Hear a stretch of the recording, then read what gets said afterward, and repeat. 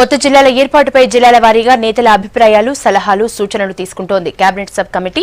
ఇవాళ ఆదిలాబాద్, నిజామాబాద్, మెదక్ జిల్లా ప్రజా ప్రతినిధులతో చర్చలు జరిపారు కమిటీ సభ్యులు. అలాగే ఉద్యోగ సంఘాలతోనూ మాట్లాడారు. జోన్ల వ్యవస్థ ఉంచాలా వద్దా అన్న విషయం గురించి కూడా ఎంప్లాయీ సలహాలు తీసుకున్నారు.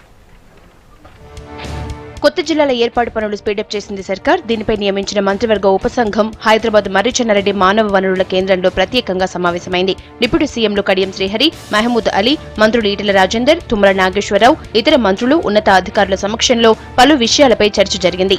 ముందుగా ఉద్యోగ సంఘాల నేతలతో సబ్ కమిటీ చర్చలు జరిపింది. కొత్త జిల్లాలో ఏర్పాటుకు పూర్తిస్థాయి మద్దతు తెలిపారు ఎంప్లాయీస్. జోనల్ వ్యవస్థపై ఉద్యోగ సంఘాల నేతలు భిన్న అభిప్రాయాలు చెప్పారు.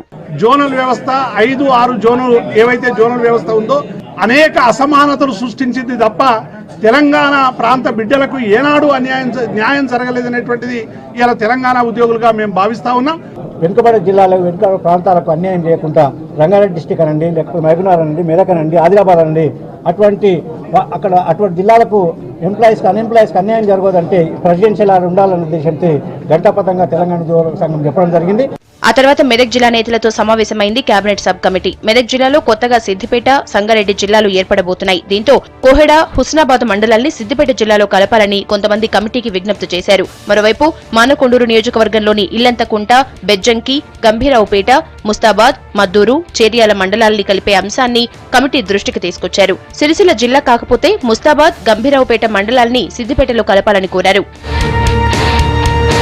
నిజామాబాద్ జిల్లా నేతలు కూడా తమ అభిప్రాయాలు చెప్పారు. ప్రజల ఆకాంక్షలు, డిమాండ్లను కమిటీ ముందు వివరించారు. బాన్సువాడ నియోజకవర్గంలోని వర్ని, కోటగిరి మండలాలు నిజామాబాద్ జిల్లాలోనే ఉంచాలని స్థానికంగా ప్రజలు కోరుతున్నారని చెప్పారు మంత్రి పోచారం. దీనిపై జహీరాబాద్ ఎంపీ బీబీ పాటిల్ అభ్యంతరం వ్యక్తం చేశారు. ఈ 2 మండలాల్ని గతంలో నిర్ణయించినట్లుగానే కామారెడ్డిలోనే ఉండేలా చూడాలని అన్నారు.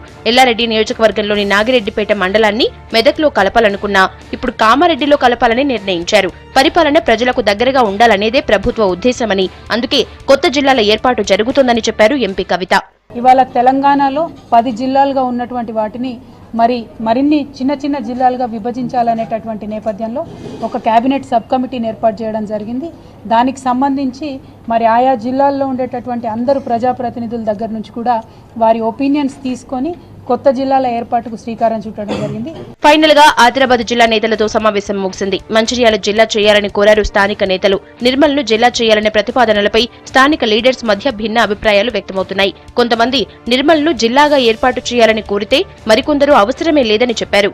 ఉద్యోగ సంఘాలతో మరోసారి సమావేశమవుతామన్నారు కమిటీ సభ్యులు. కొత్త జిల్లాల ఏర్పాటుకు అందరూ సానుకూలంగా ఉన్నారని చెప్పారు. అందరి అభిప్రాయాల్ని తీసుకున్నాక సీఎంకు నివేదిక ఇస్తామన్నారు. ఉద్యోగ భద్రత, సర్వీసులకు సంబంధించిన అనేక విషయాలు కూడా వారు క్యాబినెట్ సబ్ కమిటీ దృష్టికి తీసుకురావడం జరిగింది.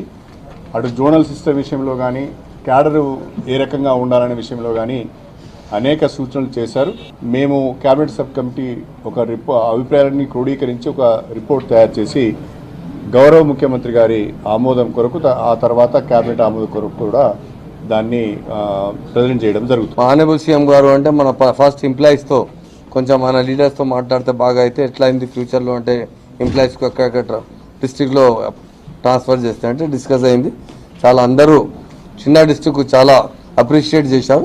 రేపు కరీంనగర్, ఖమ్మం, హైదరాబాద్, రంగారెడ్డి, ఎల్లుండి నల్గొండ, మహబూబ్ నగర్, వరంగల్ జిల్లా నేతలతో సమావేశం కానుంది సబ్ కమిటీ. చివరి రోజున జిల్లా కలెక్టర్లతోనూ కమిటీ భేటీ కానుంది. ఈ నెల 18న ఆల్ పార్టీ మీటింగ్ నిర్వహించేందుకు కూడా సర్కారు ఏర్పాట్లు చేస్తోంది.